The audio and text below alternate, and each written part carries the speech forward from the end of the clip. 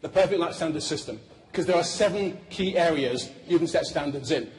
And what I've learned by talking around the world, of all cultures and different countries, is if you look at these 7 standards and you set and make changes in just these 7 areas, everything will change for you. And the 7 areas are personal health and fitness, your environment, that's internal and external, your relationships, family, emotions, career, and time.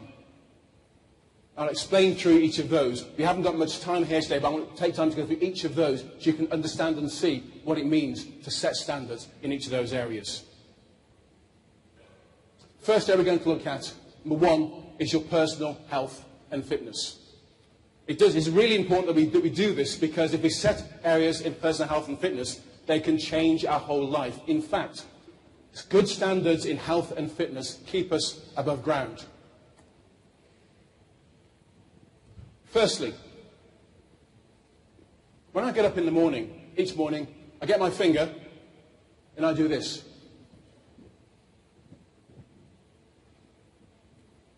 And I do that because I know my shirt size. In the UK, I'm a 16.5 shirt size. So when I do this, I know that that is good. That feels good. But if I get up in the morning and my shirt collar is like this, I'm struggling to get my finger in and out, then I know I've eaten the wrong foods, I haven't exercised enough, I'm in the wrong place. So that very day, I do something about my standards. I'll change my diet, I will exercise, I'll do something different that very day. And that changes everything. Because most people don't recognize this, that if we end up not taking action on a daily basis, we ruin the whole of our lives. It's the things that we do each and every day that makes us who we are. The things that we do each and every day makes us who we are. So there are certain qualities of our life, and it's remembering where those standards are that will help us to change into the future. I have a friend called David. David. I was speaking to David about standards and health. He asked me for some advice. I said, David, what do you do when you put on weight? He just looked at me and he laughed and said, Derek, I just buy a bigger suit. I buy a bigger shirt. And I thought, well, where does that standard get you? Because he's just been declined as a life insurance agent. He's just been declined for life insurance. See, that attitude around health, not paying attention, is what most people tend to do. And those standards around health can send us into high blood pressure, high cholesterol, diabetes, heart disease, and a whole range of other ailments because we don't have the right standard. So what we need to learn to do is have higher personal standards. Last year at MDRT, Dr. David Mintz spoke to us and he talked about the level of illness within men and women. He gave us an idea that said the more weight we put on here and here impacts our lives. He talked about diabetes around the world.